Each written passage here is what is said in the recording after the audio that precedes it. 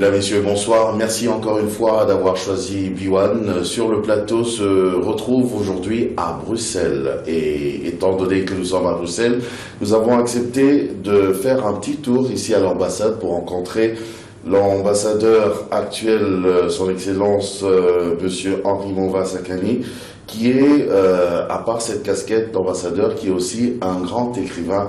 Il a accepté de nous recevoir. Ambassadeur, bonsoir. Bonsoir. Comme j'ai dit, à part le fait d'être ambassadeur, vous avez écrit aussi beaucoup de livres, plus ou moins 20. Le tout dernier, c'est d'ailleurs, le titre, c'est La science des relations internationales. Mais j'aimerais déjà savoir, d'entrée de jeu comme ça, d'où est venu ce goût de l'écriture? Oh, difficile à dire, hein. C'est une question difficile à laquelle il faut trouver une réponse très difficile. Il y en a qui en ont l'inspiration de le bas âge, un amour de livres. Ben bon, moi, il y a mon épouse qui me dit que j'ai un amour charnel envers les livres.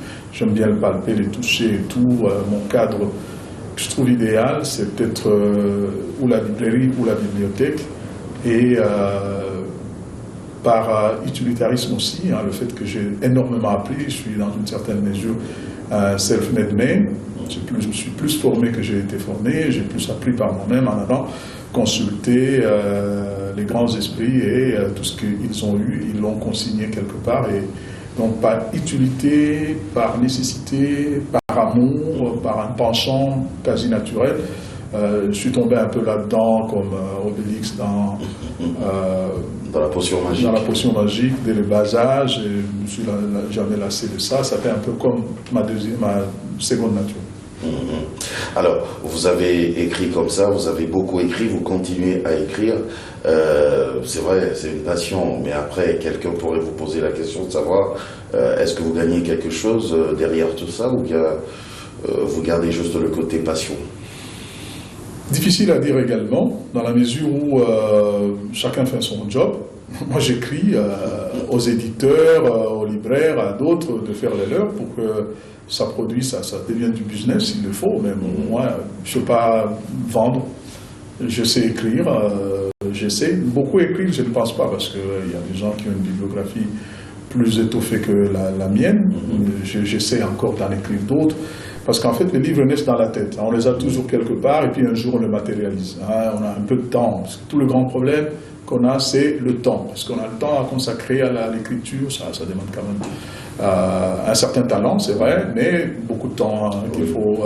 Donc on négocie avec ses heures de sommeil, sur ses hobbies, ses distractions, ses obligations professionnelles, des familles et tout, et on essaie d'intercaler des moments où la plume roule sur le papier. Voilà. La science des relations internationales, c'est le tout dernier ouvrage, et là je peux dire que c'est un livre assez pédagogique, parce que vous parlez vraiment des relations internationales. Qu'est-ce que vous avez voulu vraiment vous-même concrètement transmettre à travers cet ouvrage? C'est vrai que c'est un livre universitaire, académique, où il est question d'une problématique très discutée dans les sciences humaines en général, où la scientificité, c'est-à-dire le caractère scientifique de ces dites sciences, est sujet à caution, où elle est encore très discutée pour savoir est-ce que nos sciences sont vraiment des sciences sur le modèle de l'objectivisme physiciste, comme on dit, est-ce que c'est sur le même modèle que la physique, la chimie, la médecine, l'astrologie, l'astronomie, ainsi de suite. Et cette discussion est vieille comme le monde, depuis la naissance de la philosophie, ce que Descartes appelle l'arbre de la philosophie, ou l'arbre des sciences, dont la racine serait la philosophie, et qui se serait éclatée en autant de branches que de spécialisations scientifiques.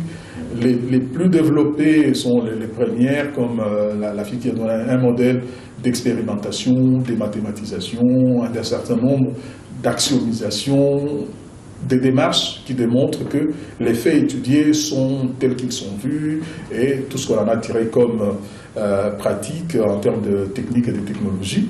Puis sont arrivées les sciences de l'homme, l'homme dans la société ou l'homme individuellement, comme la psychologie, la sociologie, les sciences po. Et les deux dernières, les sciences de la communication et les relations internationales, sont ont été plus ou moins boudées pendant une cinquantaine d'années par les sciences plus ou moins vieilles, elles aussi issues de la philosophie. Donc, j'ai vais en croisade pour défendre le caractère scientifique de ces disciplines qui ont beaucoup souffert pour trouver une planche horaire, une possibilité de s'inscrire dans les cursus universitaires où on peut étudier, on devient spécialiste des relations internationales comme science politique de l'international, comme une dimension qui n'est pas de la science politique, qui n'est pas de la sociologie, qui n'est pas de la psychologie, qui n'est pas de la communication, mais une science tout à fait à part entière, mais qui est au carrefour avec des embranchements sur un certain nombre d'autres connaissances anciennes, comme l'histoire diplomatique, le droit international ou d'autres disciplines.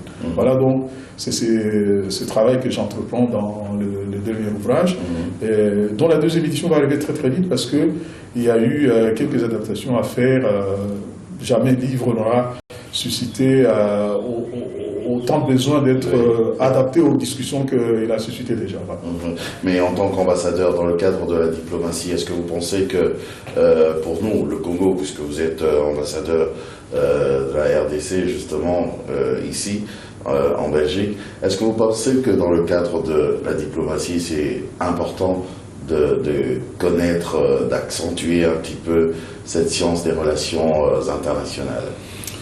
Immanquablement, vous vivez les phénomènes internationaux chaque matin. L'international est dans votre accoutrement, dans votre langue, dans votre langage, dans votre vécu de tous les jours, dans la médecine, dans votre alimentation. L'international est omniprésent.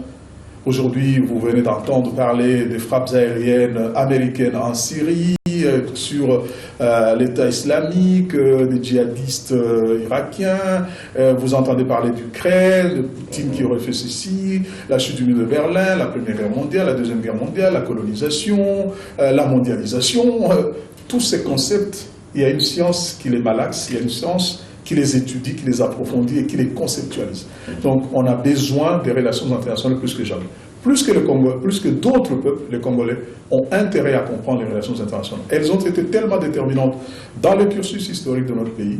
La formation de ce qui est devenu aujourd'hui la République démocratique du Congo comme État souverain et indépendant, vous le savez bien, depuis la conférence de Berlin, même bien avant les civilisations anciennes africaines précoloniales et leur déstructuration du fait de l'esclavage, du fait de la colonisation, l'occupation américaine. Pourquoi nous parlons français déjà? Pourquoi il y a des Noirs aux États-Unis? Pourquoi tout ça, les relations internationales les brassent et nous permet d'en avoir une intelligibilité qui nous permet de comprendre comment les peuples ont évolué, pourquoi ils entrent en conflit, pourquoi il y a des guerres, comment expliquer les guerres, comment expliquer la géopolitique mondiale, comment expliquer l'avènement de la Chine après celui de l'Allemagne, de l'Amérique d'hier, l'Angleterre, comment les civilisations se sont succédées, comment les puissances ont évolué, se sont déstructurées, ou comment on a connu des apogées de l'Empire romain jusqu'à l'Empire américain aujourd'hui qui domine toute la mondialisation qui apparaît d'elle comme une américanisation.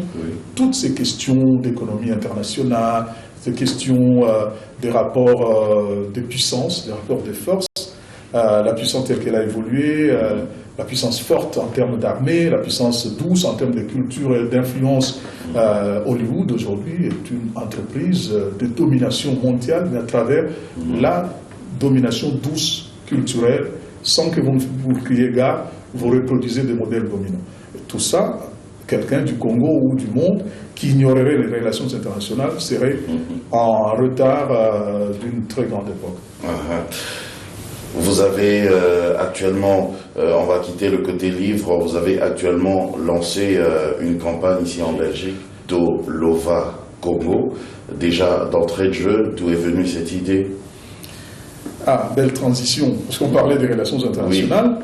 Et voici que les reculs, j'ai toujours été assez intéressé par l'évolution de mon pays, c'est pour ça que j'en viens d'ailleurs à la politique, en passant par la défense des droits de l'homme, parce que je viens de la société civile, je suis recruté par les structures politiques. Et donc, les questions de cohabitation avec d'autres peuples se sont posées très tôt dans ma vie. Et en vivant ici, vous voyez tout autour des gros bâtiments avec des gros bureaux à gros budget, pour la plupart pour faire du lobbying, à faire du reputation laundering, c'est-à-dire blanchiment des réputations. Okay. Les gens payent énormément d'argent pour que leur image soit nette, correcte.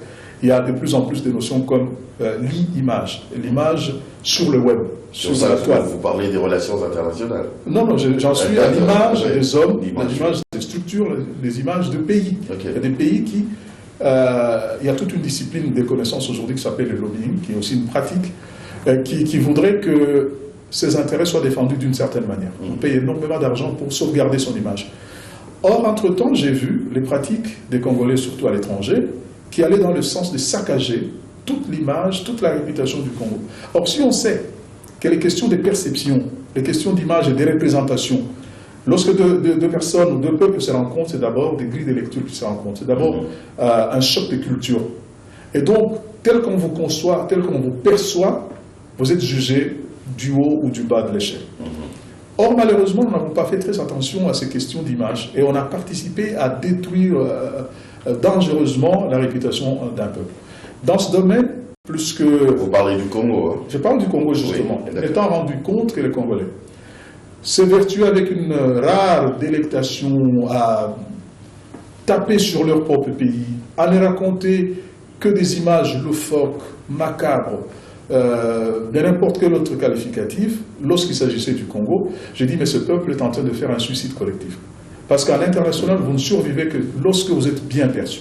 Lorsque votre drapeau est salué plutôt qu'il est brûlé, il y a comme une hiérarchie de puissance en termes d'image. La nôtre était très basse, et voici qu'elle n'était déjà pas si réduisante que ça. Nous nous sommes mis à tout détruire. Il y en a, pour des raisons politiques, qui disaient l'on combattait le pouvoir qui est à Kinshasa, et donc il fallait casser des magasins ici, il fallait taper sur des gens. Tout ça, les autres communautés voient. Et si on sait que la compétition internationale est telle que ceux qui ont une mauvaise image ne sont pas choisis. À compétence égale, on choisira celui dont l'image est belle. Et comme entre-temps, nous n'avons jamais produit nos propres images, pour nous présenter sous notre meilleur jour. Vous savez, quand on fait du cinéma, il y a un choix, il y a un casting, on présente la meilleure face possible dans le pays. Or, nous avons présenté au monde ce qu'il y avait de plus exécrable. Et donc, je me dis, si déjà nous en avons été si victimes, qu'en serait-il des enfants de demain, dans un monde où chacun se bat bec et ongle pour présenter la meilleure image, pour avoir les meilleurs fournisseurs, pour avoir les meilleurs contrats, pour avoir la meilleure place, l'argent que les gens dépensent pour faire du football, pour faire du cinéma, pour faire des livres, pour faire de bonnes universités, c'est pour attirer l'attention du monde dans le bon sens. Là, excellence, vous parlez de l'état actuel. Mais malheureusement, depuis longtemps, en creusant... On n'a jamais eu cette image aussi mauvaise. En creusant, on l'a aggravé. Ici en Belgique. On l'a aggravé parce que depuis les temps immémoriaux, il a existé un roman, une nouvelle de M. Joseph Conrad, The Art of Darkness, le cœur des ténèbres, qu'on a dit. Livre très célèbre dans le monde. Et ça participait à structurer les mentalités des gens sur le centre de l'Afrique. À l'époque, on ne parle pas vraiment du Congo, mais il se trouve que tout le monde a assimilé ces cœurs des ténèbres au Congo. Donc l'image a commencé déjà à s'abîmer à ce moment-là, plus les autres images qui ont été... Quand vous regardez bien beaucoup de films, beaucoup de livres qui ont été écrits sur le Congo, ils en présentent toujours une image qui a participé à la besogne, en enfonçant davantage l'image du Congo, en ingurgitant allègrement tous les mensonges qui sont racontés sur le Congo. Il y a autant de viols par seconde, comme s'il y avait quelqu'un qui les comptait, comme s'il avait compté dans tout le monde. Il y a autant de... Chaque fois qu'il y a une image mauvaise sur la toile, par exemple, on l'assimile au Congo. Chaque fois qu'il y a un problème, et ce sont les Congolais eux-mêmes. Puis un jour, lorsqu'ils veulent se présenter en concurrence avec un autre peuple, on leur dit non, non, vous avez déjà une mauvaise image. Ils commencent à en ressentir les retombées néfastes, négatives. Et là, j'ai saisi la balle au bond pour dire, mes chers amis, il faut faire un bond qualitatif, un changement de paradigme. On allait dans cette direction et on a détruit l'image du pays, il faut aller dans l'autre sens. Déjà par ma profession, en venant ici en Belgique, je travaille en faveur de l'image du Congo. Mais si entre-temps, après autant d'efforts, à la fin de la journée, Il y a des Congolais qui se sont mal comportés, qu'il y a plus de Congolais dans les prisons que dans les universités, qu'il y en a plus dans les morgues que dans les hôpitaux, qu'il y en a plus dans les rues que dans les bureaux, ça ne me facilite pas la tâche. Et donc j'en appelle à une conscience populaire pour que ça ne soit pas une œuvre de l'État qui fasse une pédagogie des civismes et tout, mais que ce soit une dynamique populaire d'en bas vers le haut pour qu'à travers l'amour du Congo, en disant Tolova Congo, en langage quinois, en love langue quinoise, c'est pour susciter une dimension affective envers ce pays. Je me dis, quoi qu'il arrive, lorsqu'on aime sa mère, son père, ses enfants, on n'en expose pas les faiblesses sur la place publique. Les gens disent, s'il y a autant de critiques, c'est qu'il y a quelque chose, il n'y a jamais des fumées sans feu, mais là on a vu même des incendies dont on ne connaissait l'origine. Et donc, il y a eu énormément de mensonges, et à force de les répéter, il y a la notion de la circularité de l'information. Quelqu'un lance une rumeur, un colibé, une raillerie, elle circule à travers le monde, elle se retrouve sur son forum ou sur son blog, elle devient vérité alors qu'au début elle a été un mensonge. Le fait qu'un mensonge soit répété plusieurs fois, les gens ont tendance à croire qu'elle s'est muée en une vérité.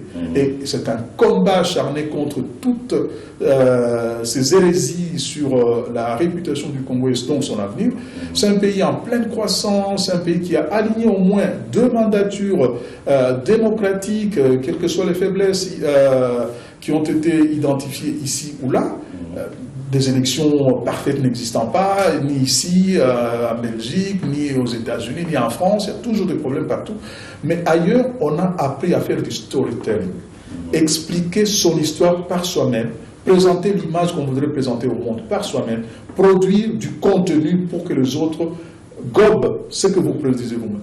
Mais si vous ne produisez que du macabre, il n'y a pas au monde une instance qui serait blanchissante pour ce que vous avez produit en mauvais augure. Peut-être parce que cette population vivant ici en Belgique, je parle de la Belgique parce que nous sommes ici, peut-être que parce que cette population congolaise vivant en Belgique se sent un petit peu délaissée. L'ambassadeur est beaucoup plus dans son bureau et il ne s'occupe pas trop des problèmes de base, de la population, je ne suis pas prêché pour ma chapelle. C'est une question facile pour me défendre. Il y a plein de preuves, comme on dit, preuves à l'appui. C'est une façon pour eux de communiquer aussi. Non, je reviens à l'essentiel de la question. Quelles que soient les raisons, des fâcheries, des déceptions, on n'a plus gagné des coupes, la guerre a laissé des traces, énormément. Des gens ont donné l'impression que nous étions en défaite permanente. Ça fait 20 ans que ça a duré, et on a violé des femmes, on a fait un certain nombre de choses. Quelles que soient les raisons, aucun peuple au monde ne s'est autant immolé que le peuple congolais sur la place publique pour susciter de la pitié des autres, dans un monde où les intérêts priment, où c'est des monstres froids. Vous vous adressez en fait aux monstres froids, qui ont intérêt même dans votre malheur. Nous avons pensé qu'en présentant nos plaies, les autres allaient s'apitoyer sur notre sort et nous sortir de cette ornière. Mais parfois nous y sommes parce qu'ils l'ont voulu. Nous sommes dans une concurrence, les biens dans le monde sont rares, les besoins sont énormes. Et comme on est plusieurs à faire du cafouillage pour le peu de denrées qui existent, on exclut ceux qui sont les plus faibles. On le marche dessus, on les écrase, ils disparaissent. Des peuples ont disparu de ce monde. Et donc, nous, en croyant que la pitié suffirait, que sous l'émotion, on prendrait bien des peuples, on se trompe. Et donc, quelles que soient les raisons, encore que celles qui sont évoquées sont fausses, ce n'est pas parce que l'ambassade ne vous a pas reçu, parce que l'équipe nationale n'a plus gagné de Coupe d'Afrique ou de Coupe du Monde, ou parce qu'il y a bien des peuples qui n'ont jamais participé à une Coupe du Monde, qui n'ont jamais eu un champion de boxe, qui n'ont jamais eu un prix Nobel. Ça ne suffit pas pour que vous puissiez vilipender à longueur de journée la réputation de votre propre pays. Parce qu'un jour, il y a un retour de manivelle. Les mêmes qui vous ont applaudi parce que vous avez dit du mal du pays, dans un roman, dans un film, on dit c'est génial, c'est critique, c'est vraiment une révolution, une révolte par rapport aux conditions invivables. C'est tout à fait faux. Regardez leurs films. Vous pensez que toute la beauté qu'on voit dans tel ou tel film, c'est ça? Hollywood, c'est ça, les États-Unis? C'est Queens, c'est la même chose que Harlem? Non, c'est-à-dire il y a des choses qu'on présente sur la devanture. Même des tombeaux sont peints à l'extérieur. sont peints à l'extérieur parce qu'à l'intérieur, il y a des ossements. Et donc, même sur les morts, on essaie d'embellir un tant soit peu. On essaie de dorer la pilule, même quand elle est amère. Mais voici qu'à nous, on a professé une autre philosophie qui consiste, dites le plus de mal possible sur le Congo, donc vous êtes dans le vrai, vous êtes scientifique, vous voulez faire un succès de librairie ou avoir beaucoup d'audience dans un film, dites le plus de mal possible. Je le vois ici souvent, c'est une terre de prédilection de la médisance sur le Congo. Ça, c'est la Kinshasa Kids comme film. Oui, on adore. On va trouver, quand on présente un casting de belles filles, de beaux garçons, de gens bien, qui parlent bien français, c'est pas très congolais. On ne présente pas un palace, de belles avenues à Kinshasa, dans de belles universités, des jeunes gens qui défendent des thèses ici, de médecins qui sortent d'ici. Ça n'intéresse pas grand monde. Mais quelqu'un qui va aussi faire, qui vole, qui fuit, qui court dans tous les sens, voilà le prototype du Congolais. Et c'est ça qu'on présente nous-mêmes. Oui. Le drame, c'est que nous prenons part à ça. Le drame, c'est pas tant que cela existe, parce que dans le monde entier ça existe, mais laissez les autres me dire de vous. Mais si c'est vous-même qui en faites un métier quasiment, il y a des gens spécialisés dans les mauvaises nouvelles. J'appelle ça, moi, de la littérature corbiale.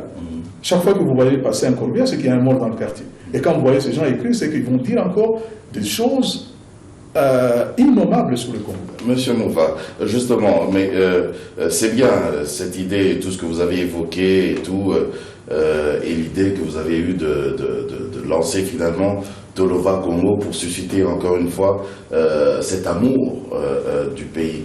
Alors, déjà par rapport à tout ce que vous avez évoqué, par rapport à tout ce qui continue à se passer actuellement avec les Bana Congo et tous ces mouvements, les musiciens qui peuvent même plus venir, les artistes qui peuvent plus venir, devant tout ça, lié à tout ce que vous avez évoqué juste avant, vous ne pensez pas que quelque part vous vous lancez un peu à une campagne, je dirais, assez dangereuse, parce que peut-être qu'ils ne risquent pas de comprendre ce que... Non, le plus dangereux, ce serait de ne pas commencer. On a atteint le fond, on ne peut plus faire pire. On ne peut pas vous écouter devant tout ça. Tant pis. Comment comptez-vous vous y prendre? Non, l'essentiel, c'est d'avoir... et figurez-vous que cette idée germe depuis 3-4 ans dans mon cerveau. Et lorsque je partage avec certains Congolais, même hostiles au régime ou de l'opposition, je dis, ah, effectivement, ça c'est vrai. Et quand ça commence à toucher des familles, il y a maintenant qui dit, ah oui, ma fille qui a essayé de s'inscrire, ah, on lui a dit que. Et puis dans une ligne, on dit, ah, Congolais, non, vous allez vous aligner de l'autre côté. Ça commence à toucher. Là, la conscience, elle prend.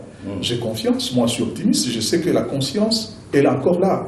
Elle a été obstruée par tant de mensonges racontés, répétés, et vous savez, quand ça revient comme une rengaine, on a tendance à croire que c'est vrai parce que c'est populaire. Et là, on a fait pire concernant la musique. Vous savez, vous ne pouvez pas imposer qu'on vous aime. Il faut séduire, il faut convaincre par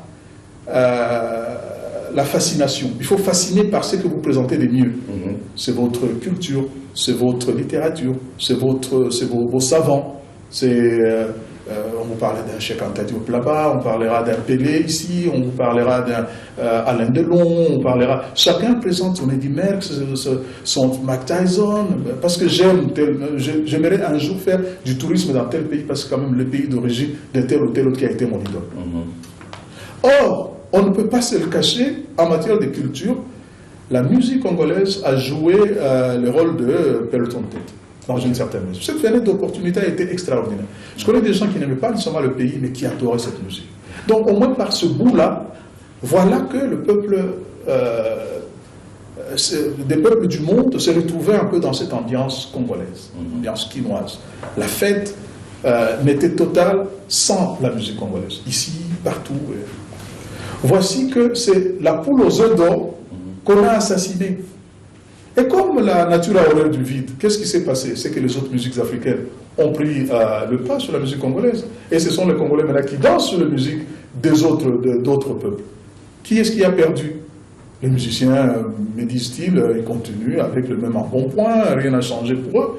Il y en a qui continuent à se faire soigner ici, peut-être qu'ils n'ont plus de spectacle ici, on connaît tout le tralala qu'il faut pour pouvoir organiser un spectacle ici. Donc, il y en a qui disent, bon débarras, mais ils continuent à mener leur vie. Mais c'est le pays qui en perd. Vous savez, nous avons mené une campagne ici pour l'inscription de la rumba congolaise au patrimoine mondial de l'UNESCO.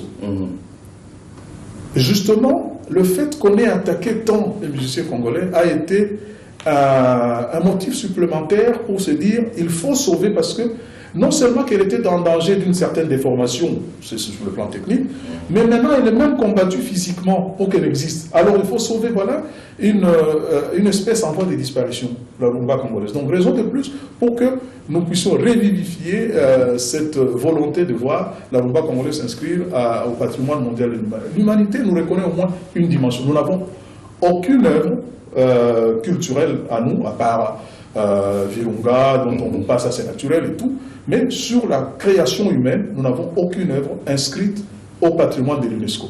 Et donc, c'était une occasion, c'est une occasion, et on va continuer. Qu'il y ait des gens hostiles à une idée de la résurgence d'une belle image du Congo, cela s'entend, parce qu'il y en a qui en ont fait un métier. Il y en a qui ont vécu comme ça parce que les structures mentales sont alignées sur le négatif. Il faut alors les aider. Ce n'est pas c'est une pathologie, c'est pas une situation normale. Voilà, c'est des gens à soigner. Il faut les soigner. Ça sera d'ailleurs un travail de longue haleine. D'ailleurs, vous comprendrez que dans les documents que nous produisons, nous avons produit une stratégie d'implantation. Ça ne peut pas se faire sur le mode émotif. Ah oui, Tolova Congo, on appelle à Lova Congo, et puis bon. Non, il faut un travail psychologique énorme. Nous avons découvert en fait, ce qu'on transposait sur le pays, c'était en fait une détestation de soi, la haine de soi-même, qui est souvent couverte par la tendance maladive des Congolais à se donner de noms. Le spécialiste le plus grand, tout le monde est grand prêtre de ceci, grand ceci de cela, grand. J'en ai répertorié comme ça fait plus de 4 pages dans mon livre Congophonie, où je mettais en exergue un peu la cacophonie dans les discours politiques, dans les discours sociaux, et ainsi de suite. Et donc, cette détestation, parce qu'on ne s'aime pas assez tel qu'on est, on voudrait être l'autrui, l'autre. On croit qu'ailleurs c'est mieux. La tendance, à un moment donné, de nécessairement quitter le pays pour s'installer à l'extérieur est venue de là. Le Congo était avant pour beaucoup de gens, parce que c'était mieux en Zambie, au Congo-Brazzaville. Puis arrive un jour où des expulsions massives. On cherche du Congolais partout, on veut bouffer du Congolais partout. Alors, la conscience revient pour dire, ah mais, homme suite homme, on est mieux que chez soi. Finalement, c'est bien. On peut venir de Copacabana, les plages de Rio de Janeiro, mais quand on débarque en Gini, puis je le dis un jour, et puis un garçon qui était à côté de moi me dit, ah, vieux, qui n'est à Kakine. Et c'est vrai, qui n'est à Kakine, parce que vous ne trouverez nulle part au monde un truc comme ça. Et cette singularité-là devait faire notre fierté. J'ai découvert qu'il y a énormément de qualités parmi les Congolais, mais elles ont été corrompues dans les mentalités, ce qu'on appelle la débrouillardise congolaise. Pourquoi ne pas la transformer en une sorte de fighting spirit, cet esprit de combat, pour réussir, pour gagner? Regardez combien de jeunes gens sont inventifs dans les rues de Kinshasa et d'ailleurs. Comment on a survécu à toutes ces années de guerre, à toutes ces difficultés, pour en arriver aujourd'hui à tenter d'aligner 2 chiffres de croissance économique. Extraordinaire. Tout ce qui s'est fait aujourd'hui sur Kinshasa, quelqu'un qui n'a pas visité ce pays il y a quelques années peut se dire, ben oui, peut-être pas terrible, mais ceux qui y ont vécu, qui voient ça, ils disent, mais tout est bien possible. C'est cet optimisme-là, autour de quelque chose d'affectif, Tolova Congo, à travers cet amour, tout devient possible. Ce n'est pas la condition suffisante. Elle est nécessaire, mais pas suffisante. Il faut d'autres conditions. Il faut faire une chaîne. C'est le premier maillon. Il faut y ajouter d'autres chaînons. Il faut de la crédibilité pour soi. Il faut une manière de vivre. Il faut une certaine harmonisation de nos actions pour que ça produise énormément de choses. Ça commence par des choses aussi simples que la façon de marcher. Quand on disait distance fixe, marcher 1, 2, 3, chanter de la même manière et tout, c'était une façon d'apprendre la discipline qui a souvent manqué. Or, vous n'avez pas de discipline dans l'armée quand vous n'en avez pas dans la société. Vous n'avez pas des gens qui vont se faire trouer la peau au front comme militaires si derrière Le peuple qui reste là dit, ah, mais ce pays, finalement, on se demande comment il a été. Si les gens sont attachés à leur pays, on voit les Américains avec des drapeaux jusqu'à l'église, pourquoi on ne ferait pas pareil? Même mieux, parce que nous avons été en danger de disparition. C'est vrai, la guerre a joué le rôle d'assommoir pour beaucoup de gens. Mais, regardez ailleurs, la guerre a eu pour option de galvaniser l'amour envers le pays. Le patriotisme s'est agrandi en période de menace de disparition. Donc, de ces guerres récurrentes qu'on a connues, on devrait tirer le meilleur parti qui soit, le meilleur bénéfice qui fasse que le Congolais soit des gens qui donnent la leçon au monde sur la capacité à résister à la disparition, à faire de la résilience, à faire de l'homéopathie. Donc, lorsque on est complètement déstructuré, on peut se restructurer rapidement, ce qui a été le cas. Regardez, en termes de croissance économique, mais aussi en termes de retour vers le pays. Le Congo avait été présenté comme une image exécrable par des gens de l'extérieur. Mais vous avez vu combien de gens s'acharnent aujourd'hui à revendiquer la nationalité congolaise. Ils veulent la reconquérir. Alors là, ça a fait tilt dans ma tête. On me dit, mais ça doit être intéressant alors la nationalité congolaise. Des gens qui rentrent au pays, qui avaient dit des choses, mais quand ils rentrent au pays, non, non, non, moi je n'en parle plus pour rien au monde. Je vois même des étrangers qui disent, mais monsieur Hamas, qu'est-ce que vous faites ici? Ça se passe, c'est là que ça se passe. Et donc, toutes ces choses-là, c'est à nous de le mettre en exergue pour qu'elles jouent un rôle de fascination et attirer tous les grands esprits autour de ces défis pour que ce pays suscite de l'admiration, du respect, ce qui n'aurait jamais cessé de produire comme conséquence. Bien sûr, dans quelques minutes qui nous restent, en 2-3 mots, en 1 minute, Toloba Congo, ça c'est juste une parenthèse, hein, Toloba Congo, et en même temps là-bas au Congo, en RDC, j'ai laissé la campagne Bissau de votre prédécesseur ici même à l'ambassade. Alors, est-ce que c'est un petit peu similaire ou bien c'est l'ambassade qui vous inspire tout le temps à avoir des telles idées? Il y a un peu de ça, je crois, hein, humblement. Hein, je voudrais reconnaître que lorsqu'on est sur ce strapontin, avec une possibilité de recul, on a le mal du pays à un moment donné, de la nostalgie, on commence à regarder le monde autrement. Il y a ce recul qui est nécessaire. Quand on est dans le feu de l'action, parfois on perd la notion de grandeur et tout. On n'a pas tous les éléments pour juger d'une situation. Peut-être le fait d'avoir été à l'extérieur, on a un autre regard. On voit comment les autres peuples se défendent. On voit comment les gens dépensent de l'argent pour que leur réputation soit intacte. Je crois que ça peut avoir joué. Mais Bissau, non, au contraire, Bissau est plus vaste, Bissau est plus grand. Bissau est même la dimension de faisabilité de Toloba Congo. Si vous aimez, vous faites quoi? Toloba Congo peut jouer le rôle de déclic pour qu'on fasse Bissau. Cette autodéfinition, Bissau me paraît plus vaste, plus grand, plus adapté au terroir, dans l'action, dans la faisabilité, dans des choses pratiques. Alors qu'ici, il y a comme un travail de psychologie sur soi-même, pour dire, comme Jésus a la question à Saint-Simon-Pierre, est-ce que tu m'aimes? C'est la question à laquelle tous les Congolais qui sont à l'extérieur doivent répondre. Est-ce que tu aimes le Congo? C'est vrai, quand tu aimes, il y a des conséquences. Un peu comme disait un poète, l'amour n'existe pas, qu'il n'existait que de preuves d'amour. Non, c'est au-delà de l'amour, il faut maintenant produire de preuves que vous aimez. Quand on aime, on n'insulte pas. Quand on aime, on respecte. Quand on aime, on se bat pour. Quand on aime, on meurt pour. Les soldats ne doivent plus être les seuls à mourir pour le pays. Nous devons en être tous capables. C'est le moment maintenant de le prouver. Quand bien même il y aurait des vérités pas excusable de ce qui est la pratique quotidienne au Congo, on ne vient pas à l'extérieur saquer l'image de son pays, qui est son père, qui est sa mère, qui est ses enfants, qui sont ses enfants. Donc, dans l'obligation d'une marche convenable, il faut dire j'aime le Congo, Toloba Congo, qui est un dépassement du simple j'aime à l'indicatif. Ou j'ai aimé, j'aime, aime le Congo, aimer Toloba a un caractère de permanence. Donc Toloba, c'est On l'a déjà aimé, on l'aime, on l'aimera toujours. Alors que j'aime, ça peut changer demain. Ou j'ai aimé, ça peut changer. Aimer le Congo à l'infinitif, c'est trop neutre, ça ne veut rien dire. Mais Tolova, j'ai aimé l'expression quinoise. Tolova. Oui, j'ai toujours aimé. Donc, alors, prouve-nous que tu as aimé le Congo. Comment tu te comportes quand tu es à l'université à l'extérieur? Comment tu te comportes dans la rue? Parce que tu es le meilleur ambassadeur de ton pays, dans le quartier, pour que le Belge de l'Est du Congo doive savoir quel est l'apport que tu as fait en venant chez eux. Tu t'es intégré? Tu as été un homme recommandable? Est-ce que tu as le respect de la parole donnée? Il y a un certain nombre de qualités que, lorsqu'elles sont reconnues dans un peuple, ce peuple est choisi par les autres pour y aller. Non, j'ai un partenaire congolais, je vais aller à Kinshasa, on se retrouve tel jour. On a la ponctualité, on a l'exactitude, on a le chiffre qu'il faut, et non pas les approximations du genre « Ah, mais est-ce que c'est vous qui allez changer ce pays ?» Bon, et ça, on a voté. Bon, non.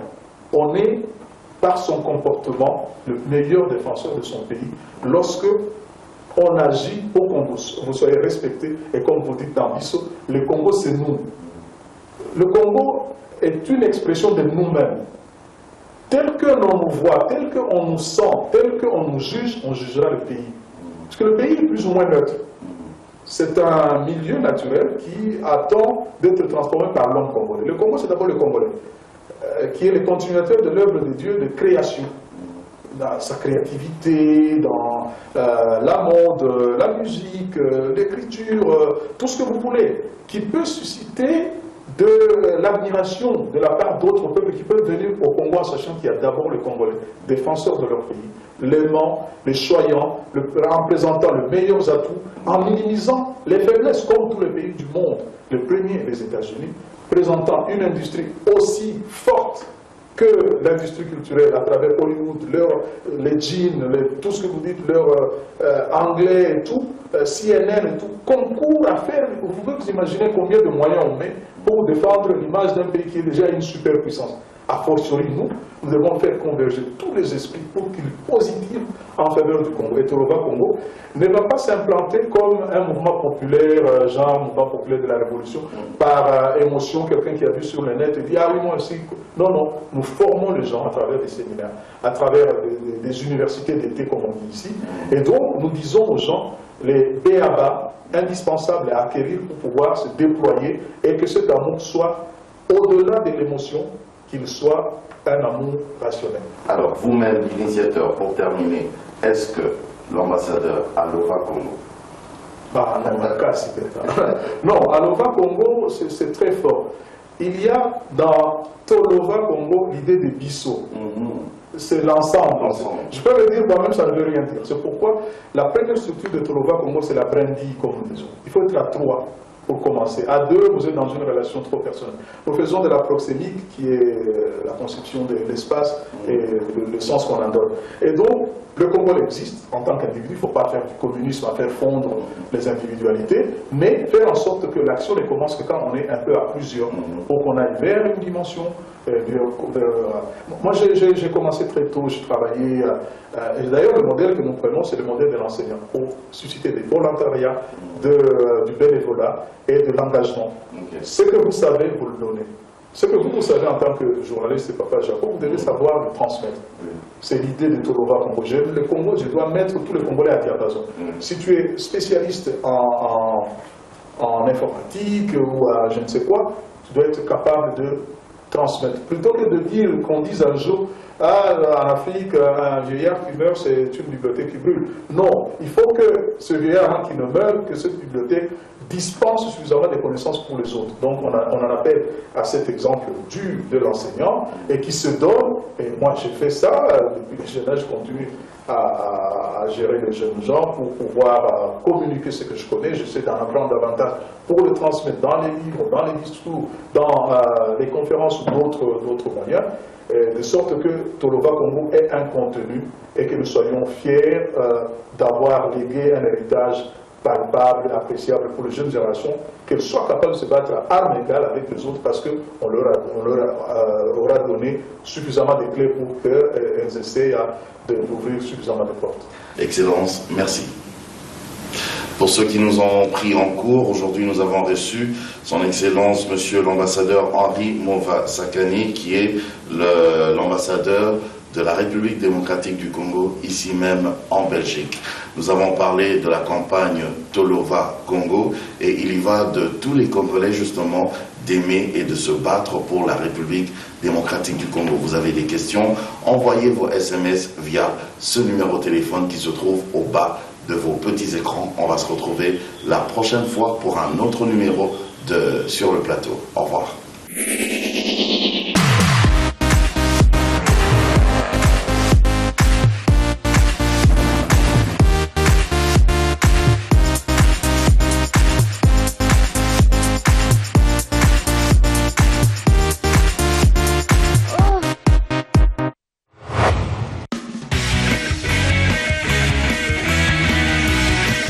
Ce programme vous a été offert par Orange.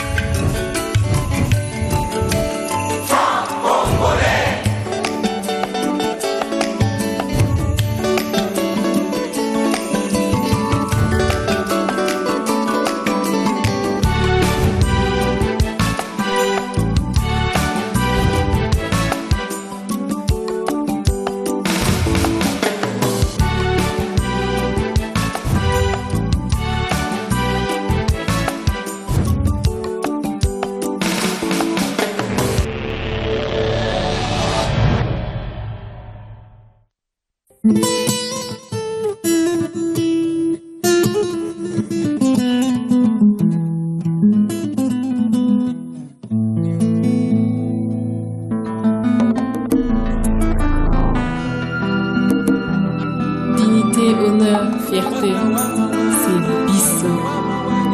Tu le mérites, RDC.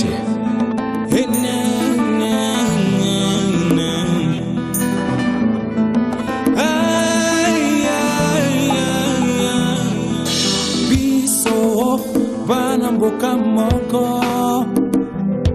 Hey biso, bana ekolo moko. Tolingana tosangana tozali baso mboka moko, kaka mboka moko. Biso, bana mboka moko. Biso, bana mboka moko. Tolingana tosangana bana ekolo moko, bana mboka moko.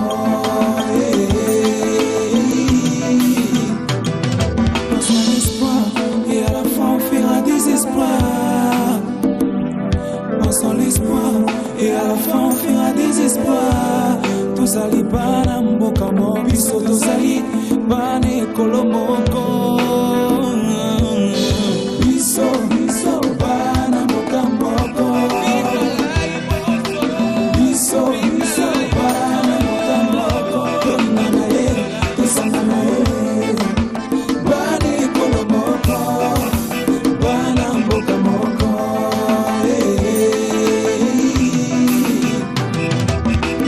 Unissons-nous tous, peuple congolais. Loboko na loboko totika te. Mukongo Muswahili, Mungala Muluba. Mukongo Muswahili, Mungala Muluba. Biso, bana mboka moko. Biso, bana mboka moko. Bana ekolo moko, bana mboka moko.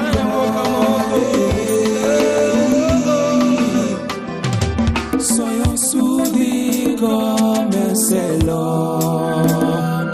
Battons-nous pour notre patrie, même si c'est la cause ramondant. Soyons forts, be strong forever.